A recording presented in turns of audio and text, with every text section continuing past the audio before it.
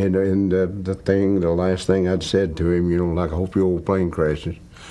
That was all over me, and kind of plumb spooky thinking I'd caused it, And we had a great time together, and he's what I call an upper. He was always laughing. You feel guilty about it and everything, You're thinking, trying to find reasons that you might have caused it, Listen to, would you mind me taking your place on that plane? He said, I've had the flu, I'm sick, and I've got to get over there and get some rest. Waylon Jennings' own words confirm the truth about one of music's most tragic nights. Waylon's old interview reveals what many of us suspected and what really happened to Buddy Holly. For so many years, rumors swirled about what really happened on February 3rd, 1959, when Buddy Holly's plane went down in an Iowa cornfield. But when Jennings finally spoke openly about that fateful night, he put the speculation to rest while revealing the truth. Make sure to watch the video till the end,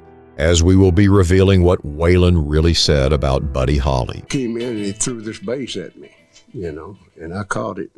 He said, you got 2 weeks to learn to play that thing. I don't know how to explain it. It's just a mixed bunch of feelings when somebody had taken my place on that airplane.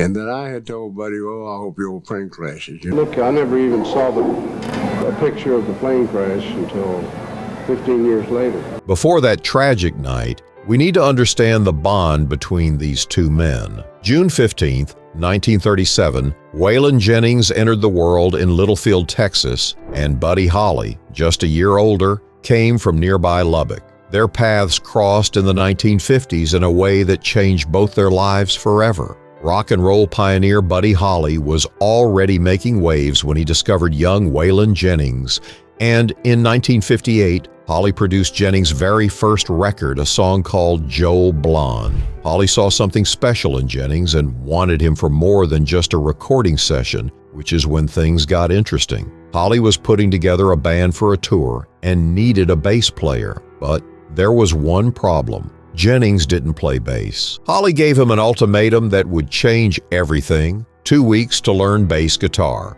Jennings pulled it off, learned the bass in 14 days flat, and joined Buddy Holly's band for what would become one of the most infamous tours in music history. January 1959 brought the Winter Dance Party Tour with Buddy Holly, Waylon Jennings, Ritchie Valens, J.P. Richardson, known as the Big Bopper, and other performers scheduled to play venues across the upper Midwest. The tour members would later call it the Tour from Hell, and those words don't even capture how brutal it really was. Temperatures dropped as low as 35 degrees below zero that winter, and these musicians were traveling from town to town in tour buses that kept breaking down. The buses weren't just unreliable. They were freezing inside, with heating systems that failed repeatedly and left the performers shivering through long drives between venues. Some band members ended up with frostbite, and one performer got so sick from the cold, he needed medical attention before the next show. By early February, after weeks of this punishment, the tour rolled into Clear Lake, Iowa, where they had a show scheduled at the Surf Ballroom on February 2nd. After that performance, they were supposed to head to Moorhead, Minnesota, near Fargo, North Dakota, for their next gig. But Buddy Holly had had enough of those freezing, broken-down buses. Holly made a decision that night that would change everything. He chartered a small plane, a Beechcraft Bonanza, to fly himself and members of his band to the next venue. No more freezing on a bus. They'd fly ahead, get some rest, and be ready for the next show. The plane only had room for the pilot and 3 passengers, and Holly would take 1 seat while planning to bring 3 band members with him. What happened next was essentially a series of chance decisions that determined who would live and who would perish. Tommy Alsop, the guitarist, wanted a seat on that plane, and so did 17-year-old Ritchie Valens, so they decided to flip a coin. Valens won the toss and got the seat, while Tommy Alsop would stay on the bus, a coin flip that saved his life. Then there was J.P. Richardson, the Big Bopper, who at 28 years old had been suffering in the cold more than most. Richardson was sick and needed to see a doctor before the next performance, and Waylon Jennings was supposed to take the 3rd seat on that plane. But when he saw how badly Richardson was doing, he made a compassionate choice and gave up his seat. Before the plane took off,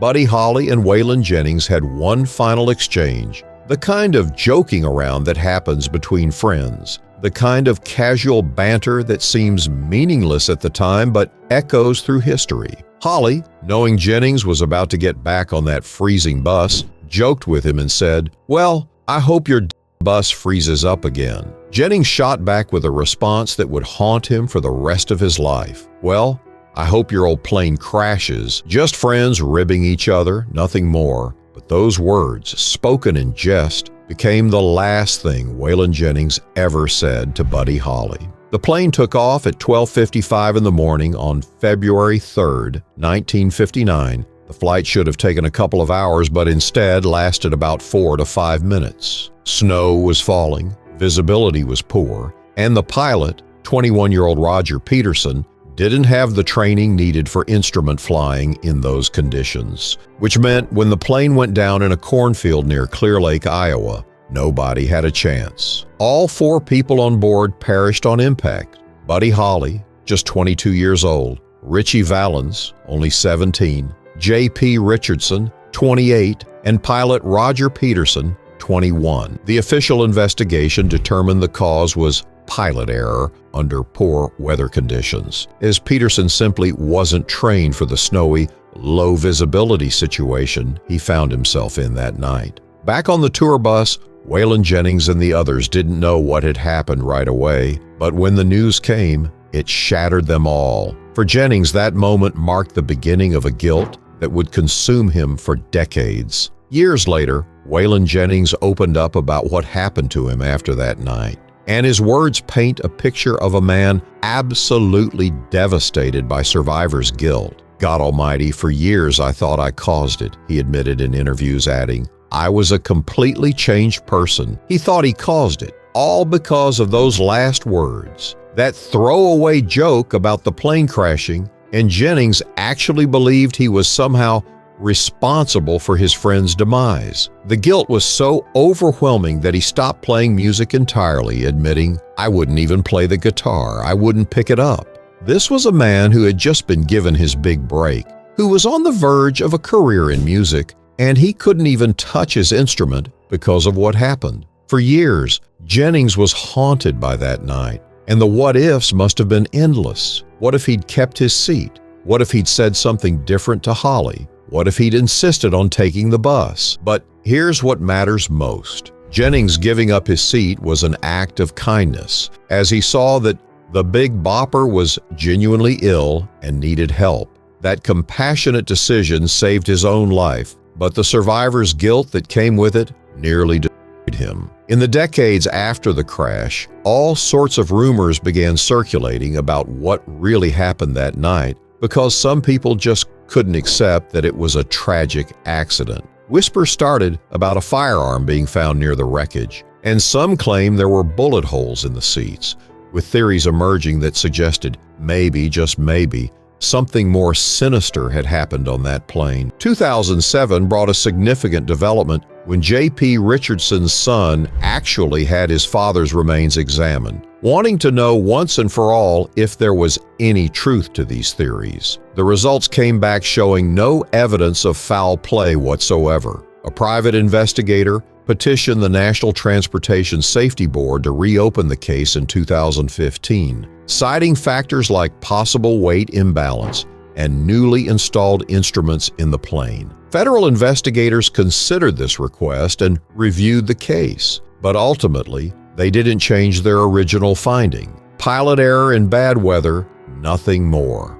This is where Waylon Jennings' interviews became so vital to understanding what really happened. By the late 1990s, Jennings had become a country music icon, one of the founders of the outlaw country movement, with 16 #1 hits and 11 #1 albums to his name. His induction into the Country Music Hall of Fame came in 2001, and by then he was ready to talk openly about that night in 1959. VH1's Behind the Music featured Jennings in 1999, where he told the story of the seat switch, the coin flip, those last words to Holly, all of it laid out plainly. His account matched exactly what investigators had said decades earlier. No conspiracy, no hidden motive, no dark secret. Bad weather, an inexperienced pilot, and a series of chance decisions that put certain people on that plane while others stayed behind. Jennings' straightforward recounting of events actually helped put many of the conspiracy theories to rest, because here was the man who was supposed to be on that plane,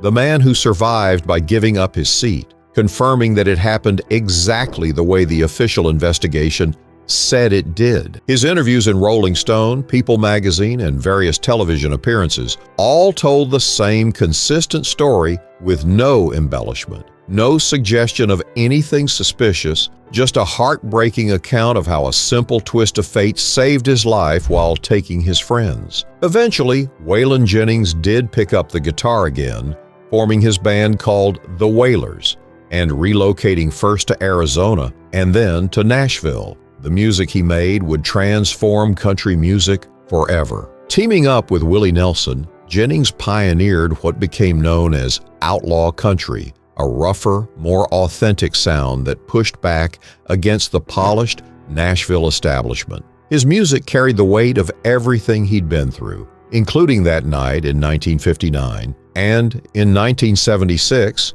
Jennings released a song called Old Friend, a tribute to Buddy Holly. By then, enough time had passed that he could honor his friend's memory through music, though the guilt never completely left him. Jennings married fellow country star Jessie Coulter, and together they became one of country music's most beloved couples, with Jennings building a legendary career that influenced generations of musicians. But in every interview, when the subject of Buddy Holly came up, you could still hear the pain in his voice. Buddy Holly passed away at just 22 years old, but his influence on music was enormous, earning him a spot in the Rock and Roll Hall of Fame in 1986 and a star on the Hollywood Walk of Fame. Artists from Paul McCartney to Bob Dylan have cited him as a major influence, and his legacy continues to grow. Don McLean's song American Pie immortalized February 3, 1959 as the day the music died, and that's how it's still remembered today, with the crash site in Iowa now marked by a monument where fans gather every year on February 3rd to commemorate the lives lost. The aftermath of the crash brought changes to how authorities handled tragic situations, because before this, victims' names were sometimes released before families were notified. Holly's widow Maria learned about her husband's demise from news reports, a devastating way to receive such terrible news. And after that, protocols were changed so families would be notified first. The tragedy also led to tighter regulations around private aircraft flights, particularly regarding pilot training and weather conditions, which means that in a way, the loss of these young talents led to changes that probably saved lives down the road. Waylon Jennings continued performing and recording right up until near the end of his life, passing away on February 13,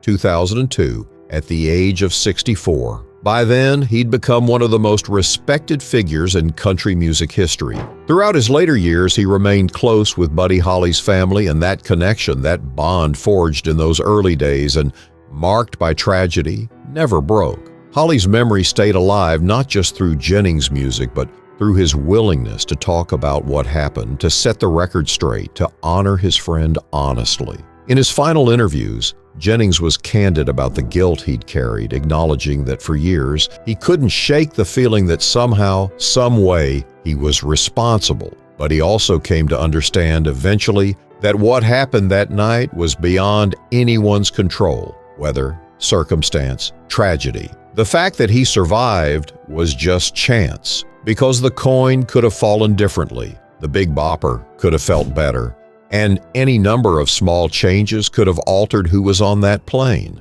But in the end, Jennings lived, and he used that life to create music that touched millions. So what did Waylon Jennings' interview really confirm about what happened to Buddy Holly? The truth that investigators had stated from the beginning: no conspiracy, no foul play, no hidden story, just a tragic accident caused by bad weather and an inexperienced pilot. But more than that, Jennings' interviews gave us something else, a window into the human cost of that tragedy. We got to see how one man carried the weight of survivors' guilt for decades, learned about those final words exchanged between friends, words meant as a joke that became a burden, and saw how an act of kindness, giving up a seat to someone who needed it more, saved one life while changing it forever. The story of Waylon Jennings and Buddy Holly isn't really a mystery that needed solving, but rather a reminder of how quickly life can change, how random chance can determine everything, and how the survivors carry their own heavy load. Jennings didn't just survive that night in 1959. He lived with it, wrestled with it, and eventually found a way to honor it through his music and his honesty. Today, both men are remembered as legends in their respective genres. Holly as a rock and roll pioneer who changed music in his brief 22 years, and Jennings as an outlaw country icon who transformed the genre and influenced countless artists. Their stories remain intertwined, connected by friendship, by tragedy, and by those last words spoken before a plane took off into a snowy Iowa night. The day the music took Buddy Holly, Ritchie Valens, and the Big Bopper far too soon, but through Waylon Jennings' willingness to share his truth, their memory lives on, and the real story, free from conspiracy and speculation, stands as a testament to the fragility of life and the strength required to keep going when you've narrowly escaped losing your own.